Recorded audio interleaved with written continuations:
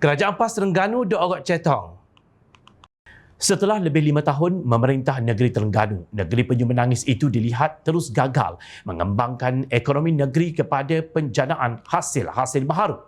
Tiada kesungguhan Menteri Besar atau Exco untuk mencetus program perindustrian di negeri itu bagi menambah hasil bukan royalti petroleum bagi diguna membayar gaji kakitangan awam negeri dilihat sebagai bukti jelas.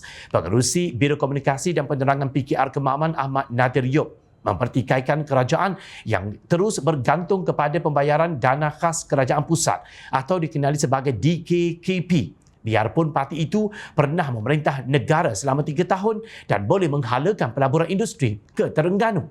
Merujuk kepada dokumen belanjawan Kerajaan Terengganu 2023, jumlah DKKP ini mewakili hampir 95% anggaran hasil iaitu sebanyak 1.60 bilion ringgit berbanding hasil cukai 65.17 juta ringgit dan hasil bukan cukai sebanyak 135.59 juta ringgit. Data ini jelas menunjukkan kebergantungan tinggi Kerajaan Terengganu terhadap DKKP untuk mengurus dan membangunkan ekonomi negeri, kata beliau dalam satu kenyataan.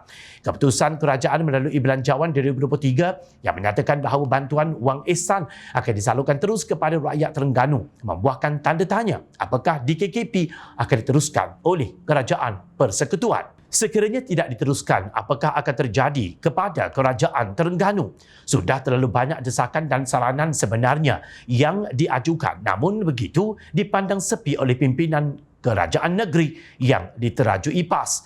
Justru Ahmad Nadir mencadangkan agar pentadbiran Menteri Besar Datuk Seri Dr. Ahmad Samsuri Mokhtar meneliti gesaan Menteri Ekonomi Rafizi Ramli yang sebelum ini menyarankan agar bidang Artificial Intelligence atau AI dalam sektor pertanian, pelancongan dan juga industri berteknologi tinggi diteroka bagi menjana pendapatan.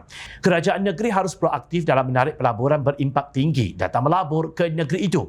Terengganu kurang mempunyai tapak-tapak industri yang boleh dibangunkan untuk menjana ekonomi negeri. Seharusnya kerajaan melalui unit perancang ekonomi negeri menyediakan perancangan yang menyeluruh dalam membentuk ekosistem ekonomi yang mesra pelabur yang dapat menarik pelaburan berimpak tinggi. Jika perkara ini tidak diambil serius oleh kerajaan negeri, maka prospek ekonomi Terengganu akan menjadi malap dan ini pasti akan menjejaskan kehidupan rakyat negeri Terengganu, katanya lagi. Ketua Cabang Keadilan Terengganu Azan Ismail pula menggesa kerajaan negeri Terengganu agar tidak hanya bergantung kepada pemberian wang ihsan petroleum semata-mata sebagai sumber utama pendapatan negeri. Menurut Azan, kaedah itu dilihat berisiko memandangkan sumber pendapatan melalui hasil negeri hanya sekitar 10% sahaja. Tanpa bayaran royalti, maka sesiapa menjadi kerajaan negeri boleh dikatakan akan gagal kerana sumber lain seperti hasil perhutanan dan cukai hanya terhad 10%. Sepatutnya kerajaan negeri Terengganu perlu ada pendapatan sendiri untuk bayaran gaji dan pembangunan negeri seperti negeri-negeri lain, katanya dalam satu siaran media.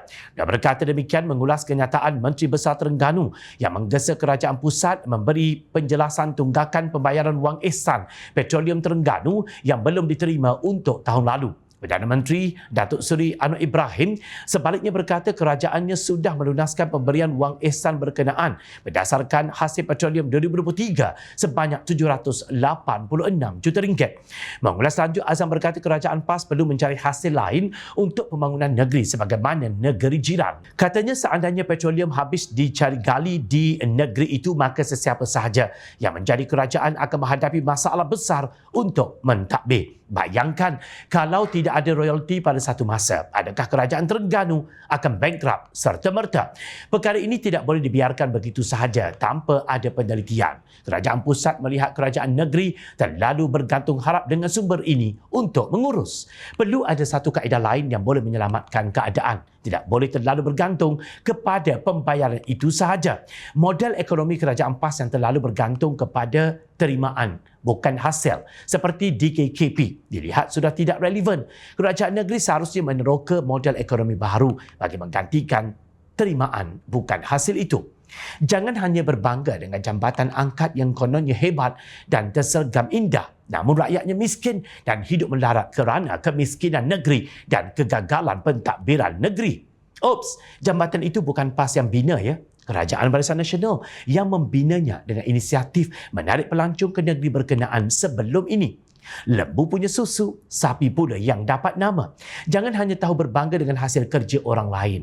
Bila masa pula PAS di Terengganu ingin membuktikan bahawa mereka mampu membuat kerja dan memajukan negeri dengan mewujudkan pelbagai inisiatif baru untuk ekonomi rakyat. Jangan hanya tahu melangok menunggu sumbangan wang ihsan daripada kerajaan persekutuan sahaja. Hari-hari meroyan tentang royalti PAS sudah. Dok orang cetong bah. Ingat, rakyat sentiasa memerhati.